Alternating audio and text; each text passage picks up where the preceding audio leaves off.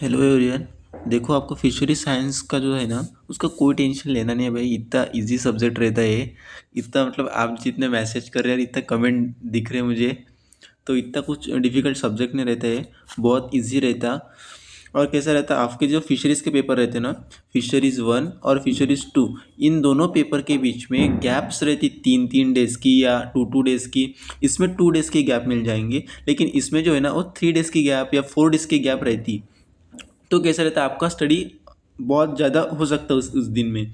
तो कैसे करना है फिशरीज़ का, जो पेपर फर्स्ट है ना, उसका मैं इसका भी वन शॉट डाल दूंगा। जो aquatic weeds, fish disease and predators है, वो चैप्टर का मैं सिर्फ इंपॉर्टेंट क्वेश्चन लूँगा। ऐसा नहीं कि मैं ले लिया और पूरा चैप्टर करके भेजूंगा आपको, ऐसा नहीं होगा। मैं सिर्फ उसका मतलब जो वन शॉट लेक्चर बोलते हैं ना, वैसा वन शॉट लेक्चर इसका डाल दूंगा।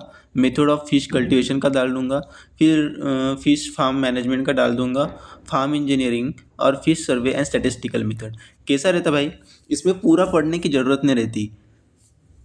मैंने भी यही गलती करी थी। मैंने प्रज्ञा पब्लिकेशन का किया था। फिर और एक बुक थी जिसका नाम नहीं याद आ रहा मुझे।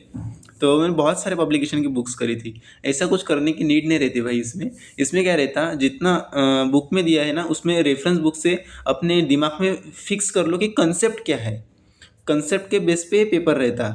मतलब तुमको जितना इन्फॉर्मेशन आएंगी, उतना तुम ज़्यादा लिख सकोगे। जितने ज़्यादा तुमके फर्रे दिखेंगे बड़े बड़े, तो इतने ज़्यादा आपको मार्क्स मिलेंगे। ऐसे उसका कंसेप्ट रहता।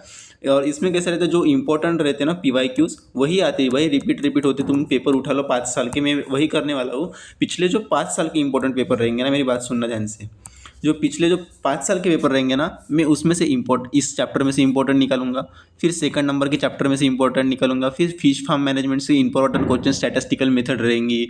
और वेब कल्चर मेथड रहेंगी। ऐसे जो इंपॉर्टेंट क्वेश्चन रहेंगी, इंपॉर्टेंट जो भी पॉइंट्स रहेंगे, वही पढ़ाऊँगा या वो वन शॉट में कवर करूँगा। तो आप ज़्यादा से ज़्यादा मतलब क्या करना, वही वही रिपीट करना। कैसे करना का, आपका PCB की कोचिंग हो गई या क्लासेस हो गई, तो उसके बाद में या ट्रैवल करते करते मतलब रिकॉर्डिंग सुनते रहना और लेक्चर देखते रहना। वन शॉट में कवर करने का ट्राई करूँगा। उसका टेंशन मत लेना, वो मैं कर दूंगा आपको कंप्लीट। तो उस चैप्टर का मतलब कैसा रहता, बार बार रिवीजन करेंगे तो ऑटोमेटिकली याद हो जाएगा। तो पेपर के 2 दिन 3 दिन पहले अगर आपने वन शॉट अच्छे से कवर कर लिया, तो आप आराम से कर लेंगे। और मेरे हैंड रिटन नोट्स होंगे तो मैं वो भी प्रोवाइड करने की ट्राई करूँगा। लेकिन वो अभी नहीं हो सकता भाई, थोड़ा देर लगेगा 4-8 दिन, क्योंकि मेरे भी सेमेस्टर के एग्ज़ाम रहते। तो मेरी भी पढ़ाई चालू रहती, तो इसलिए अभी तो नहीं पॉसिबल होगा। लेकिन मैं आपके बोर्ड के पेपर के मतलब आपका मैनेज भी होगा बोर्ड का पेपर। तो देखो, aquatic weeds and fish diseases and predators के बारे में इंफॉर्मेशन है।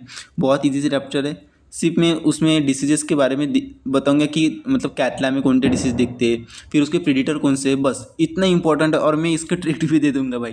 उसको उसमें भी टेंशन नहीं, उसमें भी ट्रिक आएंगी। ठीक है, वन शॉट में मतलब ऐसा नहीं मैं डिटेल लेक्चर दूंगा। 3-3 4-4 लेक्चर, ये इम्पॉसिबल है भाई।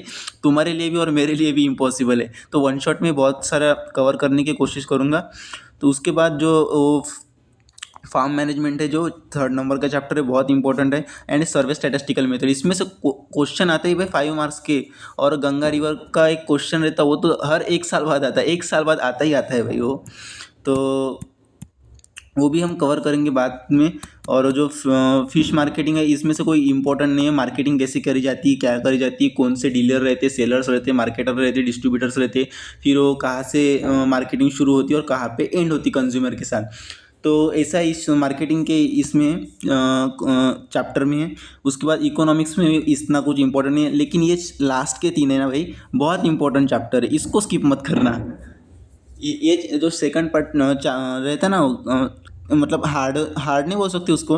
ये जो चैप्टर है ना, कन्फ्यूजिंग वाले चैप्टर से, जैसे एक्वेरियम एंड मेंटेनेंस। नाम तो मतलब ऐसा लगता है कि नहीं यार, एक्वेरियम है, हमको तो पता है, ऐसा ऐसा कर लेंगे कि एक्वेरियम करके चैप्टर है, तो फिश में क्या होगा, डिसीजेस होंगी क्या, एक्वेरियम की मेंटेनेंस कैसी रहती, फिर उसको कैसे। ये इजी लगता भाई, लेकिन लिखने में ये बहुत डिफिकल्ट है। उसके पूरे मेजरमेंट के साथ लिखना पड़ता। डिफरेंट टाइप्स के एक्वेरियम रहते, उसका मेंटेनेंस, उसकी क्लीनलीनेस, उसके बहुत अच्छे से लिखना पड़ता है। मैंने भी मतलब यही किया था, aquarium and maintenance easy chapter होंगे करके छाप दिया था मैंने स्कूल के टेस्ट में। लेकिन मुझे मार्क्स नहीं मिले थे भाई। 5-5 मार्क्स के क्वेश्चन आते हैं इसमें से भी। और ब्रीडिंग और एक्वेरियम, ये भी इंपॉर्टेंट चैप्टर है।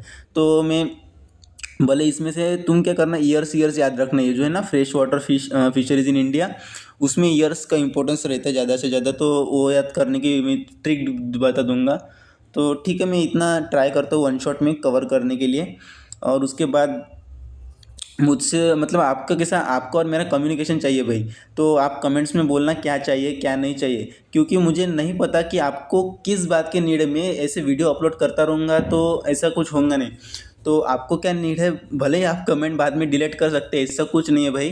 कमेंट्स डाल देना फिर डिलीट भी कर दिया, मुझे कोई फ़र्क नहीं पड़ता भाई। आपका काम है, आपको सही से नॉलेज मिलनी चाहिए और आपके मार्क्स मिलने चाहिए भाई। आपको कोई डाउट होगा तो कमेंट में डाल देना, मैं देख लूँगा। और वैसे मैं वीडियो अभी तो नहीं बनाऊंगा, 4-5 दिन के बाद ही वीडियो आना चालू होगा।